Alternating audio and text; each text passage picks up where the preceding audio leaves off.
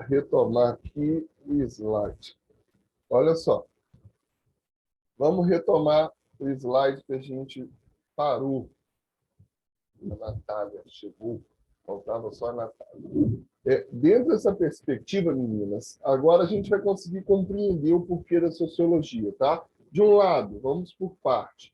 Volto a dizer para vocês, não vou me aprofundar na Revolução Industrial, na Revolução Francesa, porque isso é um conteúdo, provavelmente, com certeza, de história, e vocês vão ver isso com o professor de história, ou a professora de história, muito mais detalhado do que comigo. Mas eu preciso retomar a ideia da Revolução Industrial e da Revolução Francesa para vocês compreenderem a ideia do iluminismo, compreenderem a ideia do positivismo e, principalmente, compreenderem o porquê da necessidade de surgir esse termo ciência da sociedade dentro de uma perspectiva sociológica, ou seja, sociologia. A gente tem aí a Revolução Industrial, tá? Foi um grande desenvolvimento tecnológico aí que teve início na Inglaterra a partir da segunda metade do século XVIII, tá? E que se espalhou pelo mundo, datada aí, como vocês estão vendo, de 1760 a 1840, tá? Esse desenvolvimento tecnológico, industrial, acabou afetando aí o processo de produção da época, porque antes das indústrias, todo o processo de produção, todo o estilo de vida, toda a vida dos trabalhadores era feito de forma, né, todo o processo de produção e a vida, além de ser uma vida mais simples, o produto daquilo que era, né, produzido, vamos falar assim, por aquelas pessoas, era feito de algo de forma manual, tá? E de forma artesanal. A partir da Revolução Industrial, a gente começa a ver a responsabilidade de todos esses produtos partindo de uma visão de que a máquina se tornou algo essencial para a produção, como vocês estão vendo aí, de tecidos, vamos falar assim. Então, a gente tem, no primeiro momento, uma mudança cultural. Até então, as coisas eram construídas de forma manual e artesanal, e depois, e num período, meados da segunda metade do século XVIII, a gente começa a perceber que as coisas não funcionam mais da forma que funcionavam durante tempos. E que agora todo produto que chega à sociedade está perpassando, tá, essa produção a partir de uma máquina. Com isso, eu digo para vocês que, com certeza, a Revolução Industrial ela foi uma das grandes responsáveis pela formação daquilo que a gente tem hoje enquanto capitalismo. Tá? Então, uma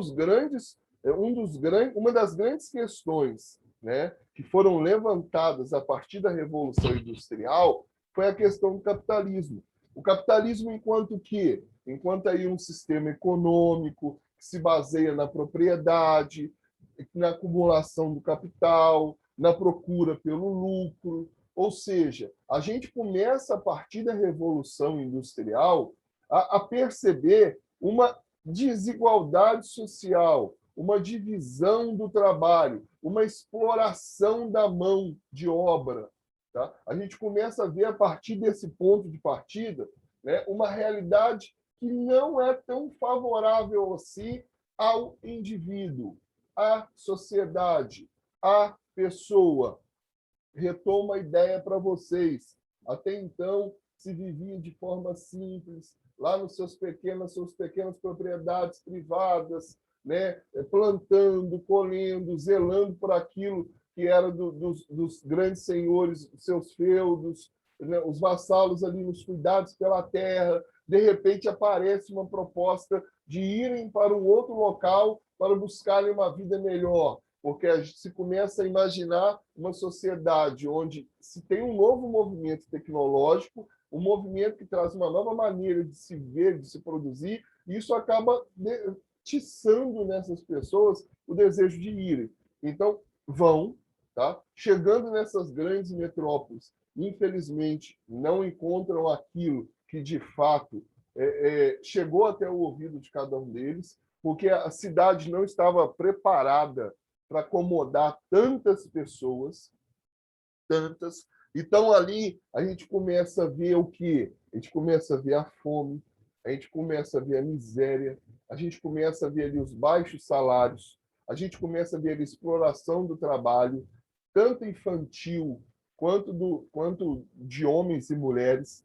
A gente vê ali as pessoas que não tinham onde se acomodarem de forma digna, então começam a se aglomerar, tá? Às margens das indústrias ali, por meio de pequenos subúrbios, tá? Enfrentavam insalubridade, enfrentavam doenças como, por exemplo, a varíola. Então, dentro dessa perspectiva aí da Revolução Industrial, da instalação do capitalismo, do surgimento da desigualdade social, o surgimento da exploração da mão de obra, a questão da fome, dessas doenças e de tantos outros fatores, isso dá um foco para que surja uma ciência, tá? Ou seja, surja a ciência da sociedade, que é a sociologia. Em contrapartida, a gente tem a Revolução Industrial, que vocês estão vendo do lado de cá, né? Que foi um nome dado ao ciclo aí revolucionário que ocorreu na França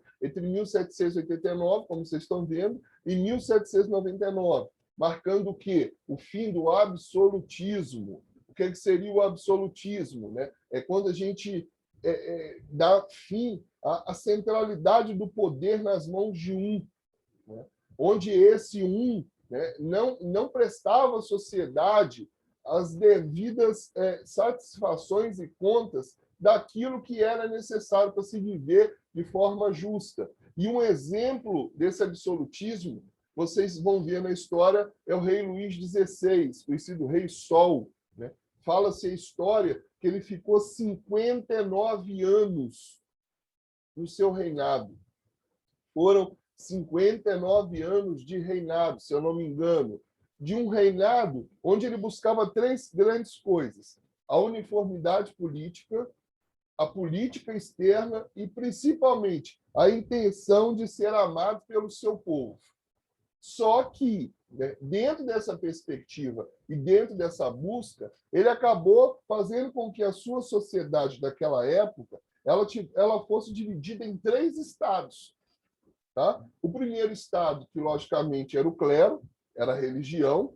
O segundo estado era a nobreza, e esses eram os grupos privilegiados por parte do rei, de Luís XVI. E, por último, o terceiro estado, que era o povo, que não tinha privilégio nenhum e que sofria, né, as angústias de, às vezes, de um rei que gostava de ser idolatrado, gostava de ter visão, ser visto pela sociedade, pelo seu povo, e nos seus caprichos mandava e desmandava isso ao longo de 59 anos de reinado. Então, a gente tem aí, por exemplo, se a gente for parar para pensar no termo de hoje, um abuso de um poder, o abuso do poder. Então, a gente tem duas realidades distintas. De um lado, a gente tem a Revolução Industrial, que traz em foco a desigualdade social, a desigualdade das classes, a exploração do trabalho, e a gente tem, de um lado, o abuso do poder, um abuso de poder onde esse que centralizava nas suas próprias mãos esse poderio, ele se achava no direito de fazer a divisão da sociedade, concedendo àqueles que ele acreditava serem importantes benefícios, e aqueles que não considerava importante vivia da forma que podia viver. Então, pensando dentro dessa perspectiva, a gente tem aí, de fato, a sociologia.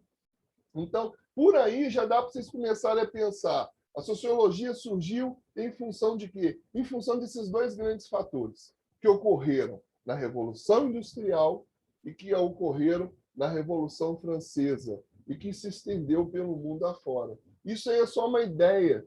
Vocês vão ver um vídeo rapidamente.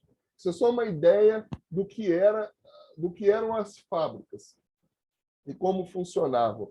Se eu não me engano, posso estar errado, mas eu tenho quase certeza que não estou, tá? A partir dos 5 anos de idade, as crianças já eram conduzidas para o trabalho nas fábricas. Fábricas de tecelagem, fábricas de muitas outras coisas, né? E ali trabalhavam com energia a partir do carvão. Então, era um trabalho miserável. Era um trabalho miserável. A partir dos 5 anos já podia ir para lá. Olha só a jornada de trabalho da galera. Tá? Homens e mulheres, ou seja, adultos, tinham jornadas de 14 até 16 horas diárias, com talvez intervalos de 30 minutos entre essas 14 e 16 horas. Talvez. Intervalos de 30 minutos para ali descansar, comer alguma coisa, ou sei lá o quê. Crianças, a jornada chegava até 12 horas de serviço. De 10 a 12 horas de serviço. Era uma realidade daquele contexto, e eu não minto para vocês, não. Talvez seja uma realidade até hoje que nós vivemos, e a gente vai conversar sobre isso. Só para a gente ter uma ideia, olha essas imagens.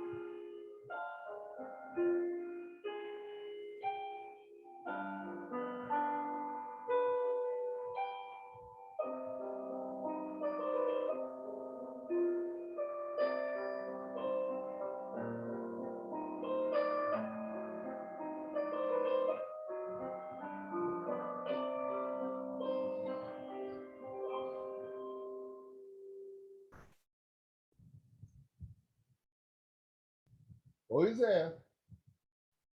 É um pequeno. Eu falo que isso aí não é nada do que a gente pensa que de fato aconteceu nesse período da Revolução Industrial, aí, segunda metade do século XVIII para cá. São relatos que entristecem muito, porque se a gente for parar para pensar, a nossa sociedade ela é marcada por tragédias. Tá? Tragédias que de fato machucam. Imagine só você com 5 anos ser obrigado a trabalhar numa fábrica com trabalho, né, excessivo, sem devida remuneração, uma carga horária de 10 a 12 horas, dependendo, e ali perder membros do seu corpo, porque o serviço é muito rápido, principalmente de tecelagem, né? Enquanto os adultos levavam a máquina, as crianças tinham que acessar a parte de baixo e retirar os pedaços de tecidos que caíam, né? E isso numa coisa de segundos, porque o adulto levava e rapidamente voltava. E no que voltava, se a criança se dispersasse com alguma coisa, perdia um membro, perdia dedos da mão. Então, assim, isso é só um dos exemplos dentro do processo de tecelagem, fora nas minas de carvão, né? Porque no início essas fábricas elas eram alimentadas através do carvão, né? Eram soterradas. É muito complicado. Eu falo, se a gente for pegar a história da Revolução Industrial e imaginar, a gente tem ali a violação dos direitos humanos que a gente tem hoje pela ONU, pela Constituição, ó, de forma que nos assusta. E de que forma que perpetua. Porque o que eu dizia para vocês? Quando a gente fala em exploração, até para mostrar para vocês essa imagem aqui, né? Eu falo que pensar, né? A gente para pensar assim, mas a exploração, né? Do trabalho infantil, vamos voltar aqui, da mão de obra infantil, isso foi só lá no meados do século XVIII, né? Eu acho que se a gente for parar para pensar, a gente vai realmente, de fato, perceber que não é uma coisa só de lá. Isso acontece até hoje. Não sei se vocês viram, ouviram ou leram, né? O nosso Brasil, o nosso país, cresceu 5% no número populacional, tá? De crianças e adolescentes entre 5 e 17 anos que trabalham nesse mundo do trabalho escravo, de 5 a 17 anos, 5%. Aí você fala assim, 5% não é nada, é muita coisa. Povo da matemática, vocês imaginam aí que sejamos... Eu acredito que nós não somos 200 milhões de habitantes, depois eu posso até confirmar isso. Imagine 200 milhões de habitantes. 5% de 200 milhões de habitantes é o quê? São 10 milhões, de crianças e adolescentes que, em menos de 2 anos, né, se encontram dentro de um regime de trabalho infantil. Né? E esse trabalho, para as empresas e para a sociedade, galera, é vantajoso, porque é uma mão de obra barata, onde o empregador tem lucro, e a pessoa que se submete a esse trabalho fruto da necessidade vai aceitar receber o que o patrão quer pagar. E eu não falo só criança, não, adulto também. É o que eu retomo para vocês. A gente vê um familiar da gente passando por uma necessidade, ou até mesmo a gente passando por uma necessidade, você vai se submeter a um trabalho escravo. Ah, mas é só R$ 100, mas já é um pacote de arroz, um de feijão, um de macarrão, uma massa de tomate e 1 litro de óleo. Se der para comprar isso por R$ 100, mas já é alguma coisa. E você vai se submeter ao quê? A 10, 12, 14, 16 horas de trabalho. Mas o que a gente tem que fazer? É, de fato, pensar nisso. Foi feito um levantamento pelo IBGE que fez essa pesquisa dos 5% de trabalho infantil. 2 regiões do Brasil são as 2 regiões que mais se destacaram. Região Sul e região Sudeste. Tá? A região Sul, São Paulo, se destacou, e a região Sudeste, Minas Gerais. São as 2 regiões do Brasil que mais empregaram mão de obra infantil. Tá? Sul, Sudeste, São Paulo e Minas Gerais. E aí? Aí eu queria que vocês me respondessem. Eu sei que vocês estão com vergonha de ser vexado. Vocês conhecem algum tipo de mão de obra de trabalho infantil no Brasil atualmente? Hã? Vamos lá.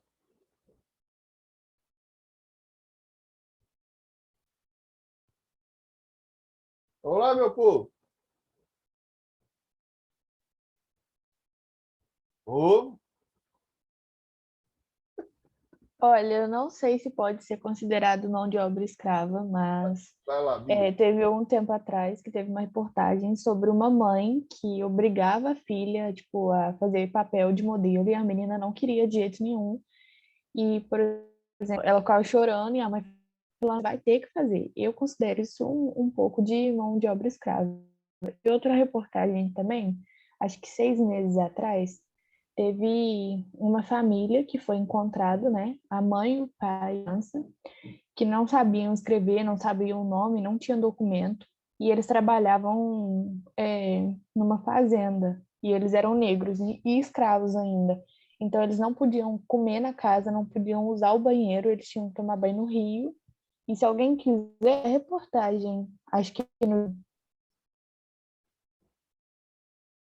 É complicado. Né? Eu vou te dar um exemplo. Não sei vocês se chegaram a ver.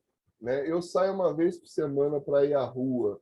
Vocês chegaram a ver essa semana, em frente à padaria, pão de mel? Pão de mel? Aquela padaria no final do calçadão. Não sei se vocês chegaram a ver, tinham duas moças, jovens mulheres, sentadas ali, com duas crianças no colo, vendendo pano de prato. Vocês chegaram a ver essa semana? Alguém chegou a ver?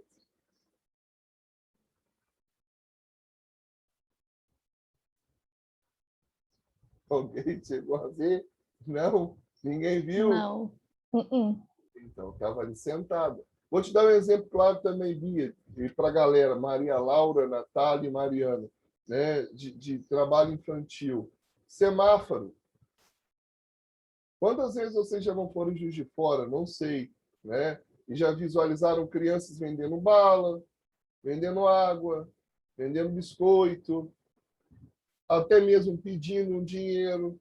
Né? Nas feiras, quando nós tínhamos feira, que eu nem lembro mais quando foi isso que aconteceu, né? Você ia no domingo na feira, né? Você via ali crianças pedindo dinheiro, ô tio, me dá um dinheiro, ô tio, me dá um dinheiro. E por trás dessas crianças, talvez elas estavam ali de fato, né? Pedindo por alguma questão pessoal de necessidade. Mas por trás sempre existe um adulto. Então a gente tem aí, olha, as feiras, a gente tem aí restaurantes. Às vezes você está comendo, quando a gente saía para comer, na porta do restaurante sempre tinha uma criança ali pedindo um dinheiro ou pedindo algo.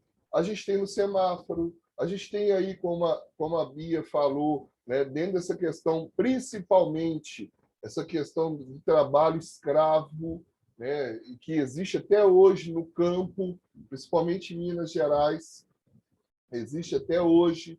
Então, assim, são várias as manifestações que a gente tem de trabalho infantil. E se a gente for parar para perceber, são muitas, que perpassam aí, ó, um vasto e um longo percurso, tá? Um longo percurso. Então, dentro dessa perspectiva, eu queria que vocês respondessem um negócio para mim, dentro do método interativo, tá? Por aí vocês podem responder para mim, por gentileza, sem se vexar, sem vergonha. Deixa eu pegar aqui o link. Estou copiando. Só um minutinho que o computador aqui deu uma travada, que é normal. Espera aí, eu vou colocar aqui. Aí, cliquei. Vocês vão entrar por gentileza, tá? Dentro desse link, clicar nesse link e vocês... Opa, quase que eu fechei aqui sem querer querendo. Vocês vão clicar... Oh, meu Senhor Jesus. Vocês vão clicar no link e vocês vão responder para mim a essa pergunta. Quando falamos em trabalho, poderíamos defini-lo como? Vai lá, pensem aí. Quando a gente fala em trabalho, como vocês acreditam que nós poderíamos defini-lo? Trabalho é sinônimo de manda ver. Vai lá, trabalha.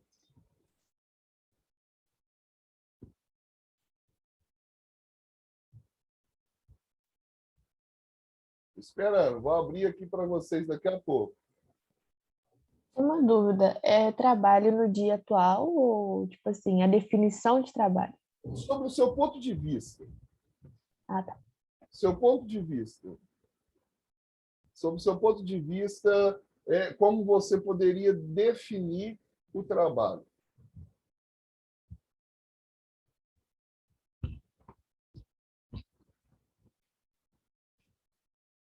Vai lá. Eu vou abrir aqui, porque travou. Eu estou tentando abrir aqui a página.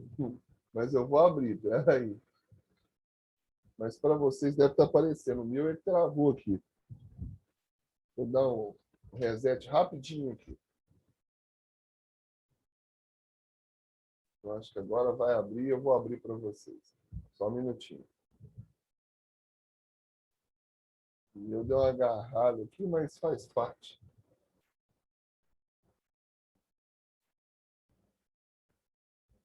Eu acho que vai. Ah, foi. Eu vou compartilhar com vocês aqui. Espera aí. Só um minutinho. Travou. Aí. Deu um reset rapidinho aqui na página. Ela abriu. Então, beleza. Aí, abriu para vocês. Então, a gente tem aí a contribuição de vocês. Olha, quando a gente fala em trabalho, a gente não pode esquecer isso aí, tá? E isso é muito válido. Eu falo que é muito bom que vocês tenham consciência de que existem maneiras de se pensar o trabalho, e existem maneiras de se ver a questão do trabalho.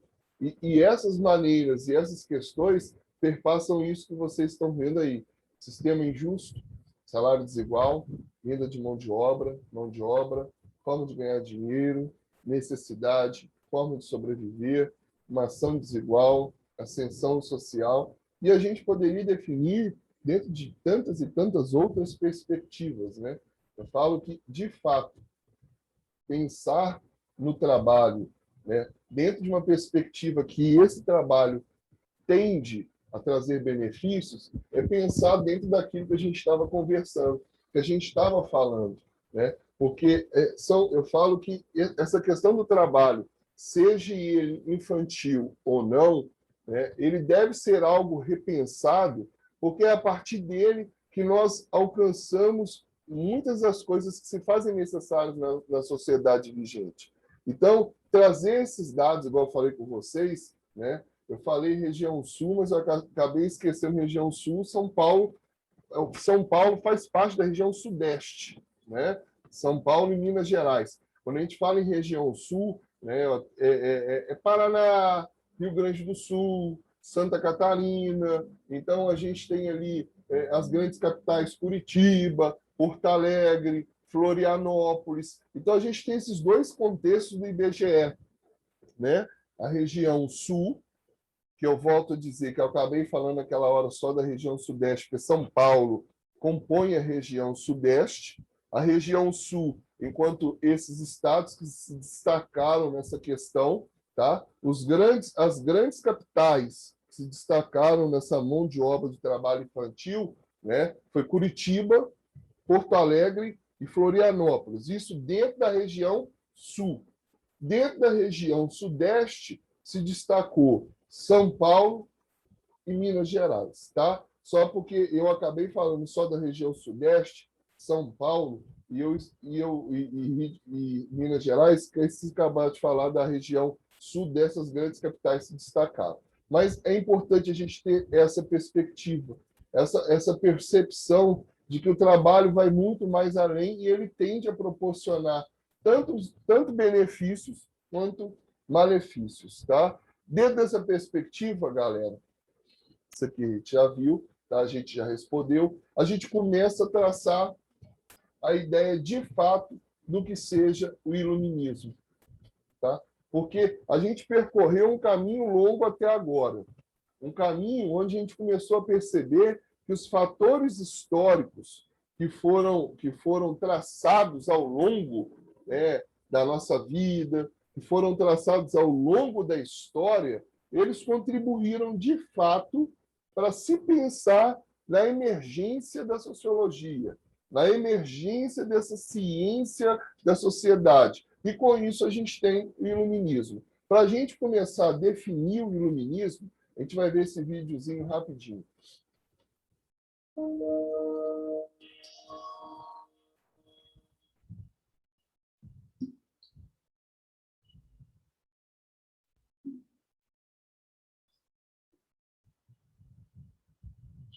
Não, travou.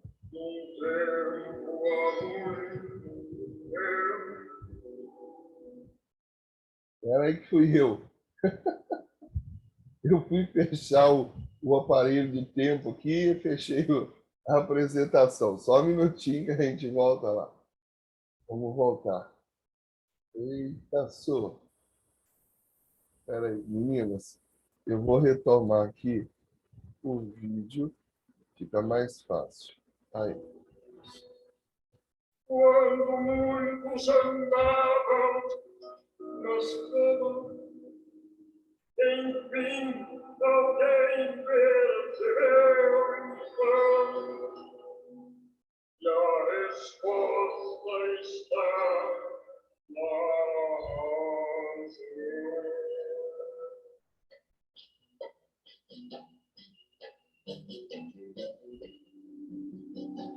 são os iluminados.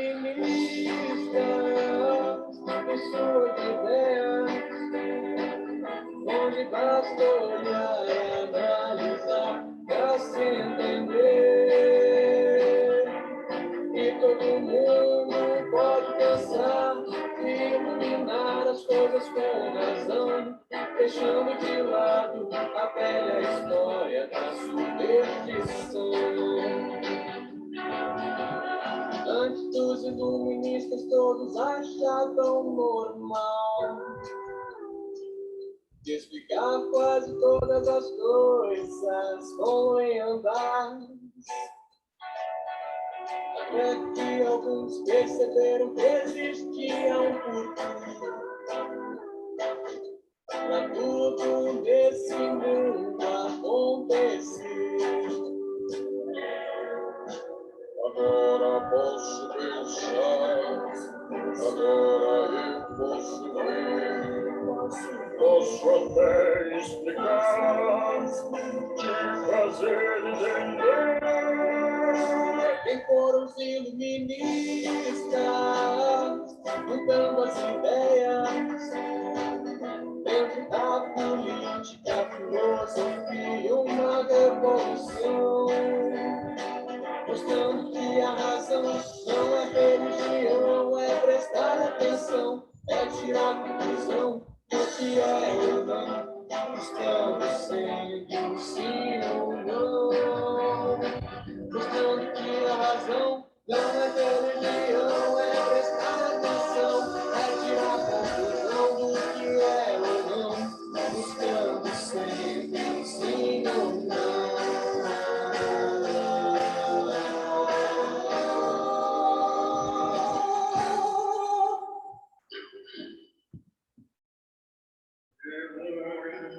Coisa mudou com esses heróis do pensar, mudaram por nosso direito maior de sempre poder escutar.